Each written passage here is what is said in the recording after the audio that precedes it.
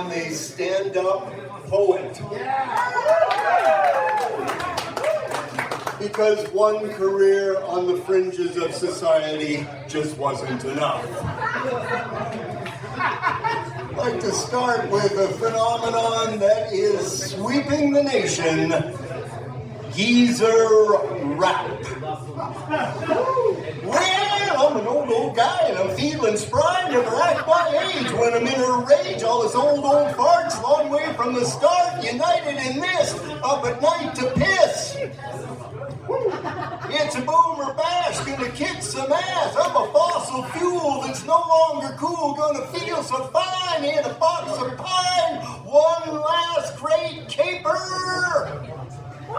Old bit in paper. Thank you very much. Just come down just a little bit. Yeah. A few years ago, my ex, in the middle of a heated argument, said, "Well, you're not exactly writing me sonnets, eh?" I can't quite remember the context, so I did. I wrote about happier times. It's not in iambic pentameter because life is too short. Your laughter lifts my soul like a sonnet. Your chortle a Shakespearean delight. Your ladylike snort has a smile on it, like giggles in the middle of the night. With rod and bells I cavort like a jester, punning on punning with cunning design, hoping for gales like a nor'wester, your laughing body laughing closer to mine. I have cracked you up in restaurants, set your shoulders shaking in the street, in parks, galleries, at home and bus jaunts. You make this tattered comic so complete. I give thanks to sweet deities above when your laughter enfolds me in your love. Yeah. Thank you very much. This is a relatively new one. It's called Doin the Hippocampus Hop. There's a hippocampus in my brain, where hippopotamuses go to retrain and study for a hippopotamus degree, so one day they will at last be free of the grinding hippo 9 to 5. It's a jungle out there to survive. Hanging out at the water hole takes a grueling hippo toll. Jungle water gets in your veins till not a shred of hippo hope remains. But salvation through vocation hippos find, attending the hippocampus of my mind.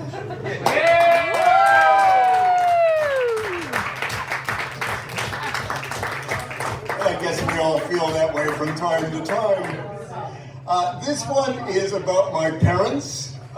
She was from Alberta, and he was and we lived in BC.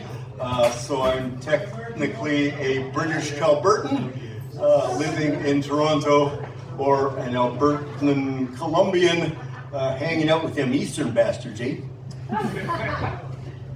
And it's based somewhat nerdishly on their provincial flowers. In Alberta is the wild rose, and British Columbia is the dogwood. It's the trillium in Ontario, just so you don't Google away from me. It's called The Dogwood Loved a Wild Rose.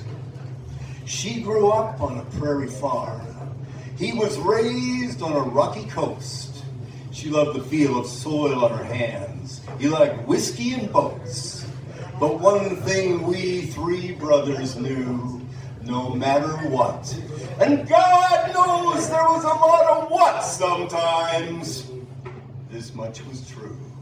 Sure as rain comes down and the north wind blows, I know a dogwood loved a wild rose.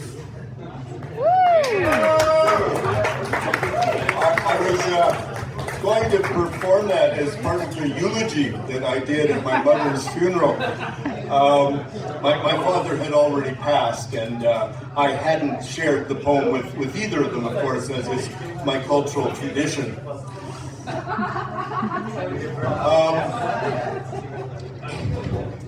Okay, don't laugh, you'll throw me right off. But the problem was that my mother wasn't wild. She was a strong woman, but she was basically the person that the phrase "born to be mild" was coined about. So what is essentially poetic license in Toronto is potentially slanderous at your mother's funeral. Fortunately, before the service, she whispered to me from above, "My mother's maiden name was Wild, with an E." So if you remember this poem at all, please retroactively add the E for Mom.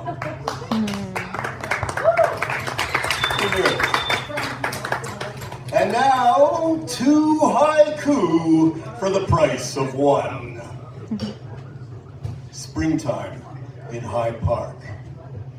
Cherry blossoms preen and pose for their photo op. Junction 40 bus, be my chariot of night, my bed calls to me. This has been a Haiku Bargoon. And finally, one last poem about being an old white guy.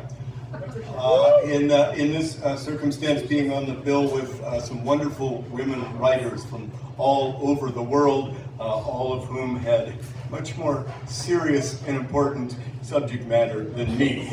And this is a poem about trying to contribute. I was sitting at the bar of the Poetry Jazz Cafe. It was Wild Writers' Night. Words were at play. And from the open mic and from the featured sets came passion, pain, sunshine, and regret. Through personal experience, streets ran with blood. I heard Mother Nature scream. Her tears came as a flood. Knowing I am not a guiltless guy, I felt a brand of shame. I counted 7 writers, and then I heard my name. I shambled to the, it's shambled in there, Neil, thank you. I shambled to the mic, a smile upon my face. I did my written shtick, I took my comic takes. Silently I begged forgiveness for my unworthy past. And as I stumbled to my seat, I hoped at least I made you laugh. Good night, Toronto!